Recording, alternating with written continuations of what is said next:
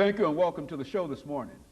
The topic today is African American youth and incarceration.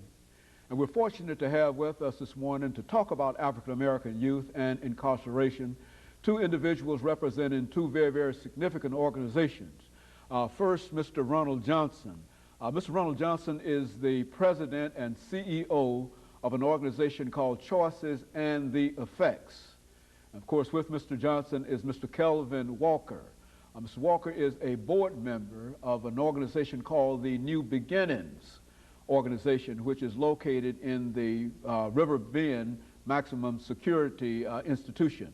And of course, let me welcome you, Mr. Johnson, as well as Mr. Walker, to the show this morning.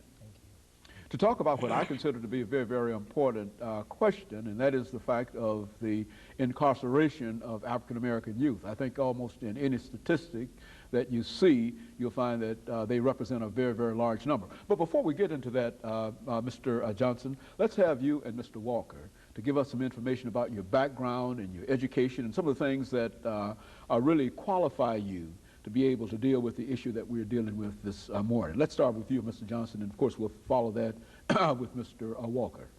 Yes, I'm Mr. RJohnson. I am the founder and CEO of Choices and the Effects. I'm a graduate of Tennessee State University.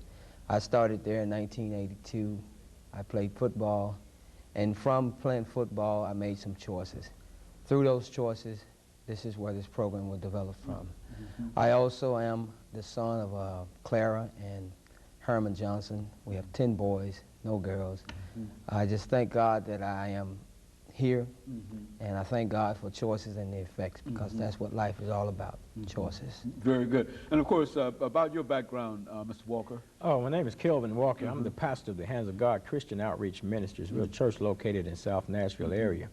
As far as educational background, I attended school for a while at Tennessee State University back in 1975, and at that time I got involved in drugs. I got addicted to drugs. I became a heroin addict at that time, and that spanned, took me through about 17 years of drug addiction. And as a result of my drug addiction, I ended up incarcerated in the state prison system for a period of 5 years of my life. And currently, right now, like I say, I'm pastoring a church. I'm involved in some things as far as work-related stuff is concerned. Part-time instructor with the Metropolitan General Sessions Court Safety Center. I do that and some DUI stuff, but I'm also involved with this prison group called New Beginnings out there at River Bend Maximum Security Prison. Got involved with them a few months ago, and we're moving forward in that direction now. And my passion now is to reach out, you know, and to help people that are experiencing some of the same type of things that I have experienced myself in life. And that's where I am now today in my life, and that's the direction that I'm moving in right now. And I thank you for the opportunity to come on the program to share some of the information that I do have about New Beginnings. You know, let's talk about, since the title of this show is African American Youth and Incarceration, Mr. Johnson, let's start off by talking about some of the issues dealing with the incarceration of African American youth from your point of view and from the point of view of the information that you have available. Let's talk about it from that perspective. Well, I think what we have is a number of youth making choices that they haven't had instructions from. We all have a choice in everything that we do. There's no such thing as I don't have a choice. This program that I have is something that will give the youth a chance to disciple or evaluate or process information before they make choices. And hopefully something that they hear will be something that they will apply to their life. I think our youth today is a high percentage in the prison system, both federal and state. I'm one who spent time in the federal system, so there's not many youth in the federal system. But I think if we can stimulate the thoughts of our youth on making better choices, we can make a difference. So there is a difference in terms of the incarceration of African American youth in the two systems, the federal system as over against the state system. Is that what we're saying? Yes, it is. In the federal system, you usually won't have a youth in the federal system if they're not past the age of 18. That still would be considered a youth, but 18 in the federal system is an adult, and you have what they call a mandatory minimum of 5 years in the federal system which you would do 85% of that in the federal system. And so there's a maximum of time that you can spend there as a young person. Then you move into another system. Is that what we're saying? Well, for most cases, it depends on the case. Our youth today, a lot of them are in there for crack cocaine, and crack cocaine carries a violent crime in a sense, and some of them go to the big prison before they would come to a camp, and then some come straight to a camp. Experiencing the camp life is a little bit easier than experiencing the big place. They call it the big house. What do you mean the camp? The camp? The federal prison camp is a place where you don't have any bars, you don't have any, a whole bunch of guards standing around. You may have 300 inmates with about 4 guards. It's like being on a college campus, to be honest with you.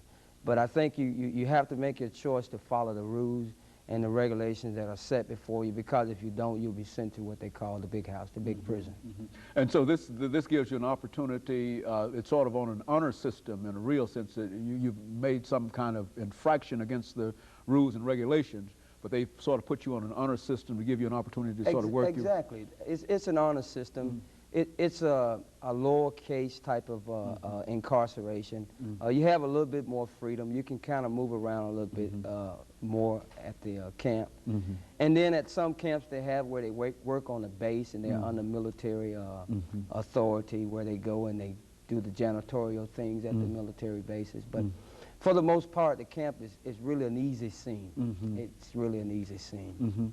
You know, Mr. Walker, I think that he already mentioned the fact that drugs play a significant role in terms of incarceration. As a matter of fact, we've done many shows, and many of them, almost all the social programs generally come back to what? To drugs and et cetera. So let's talk about that. I think you've already indicated that heroin and cocaine and et cetera, crack cocaine, I think, is a very important element in the incarceration of our youth. What's the real problem there? With the drugs and stuff like that, Yeah. I think a lot of people it's a lot of stress in our society today, and people are looking for a way out. People are looking for ways to escape just everyday normal living situations. And what people are starting to turn to, they're turning to drugs. And I think, especially among the younger people, drugs are attractive because it offers a way to escape. And then, of course, you got the peer pressure that's involved in that situation, too. If Johnny's doing it, then Sally's doing it, then Jim is doing it. So everybody is doing it, and it kind of like you want to fit in, so you start smoking the marijuana, start snorting the cocaine, you start smoking the crack, you know, as an experimental type thing. But of course, once you get involved in it, then you no longer have control over it. Once you, as my brother here said, once you make that choice to indulge in drug usage, then after a certain period of time, then it begins to take control of you, and you no longer have a choice, and you have to do its bidding, you know. And as a result of that, a lot of our youth are becoming incarcerated.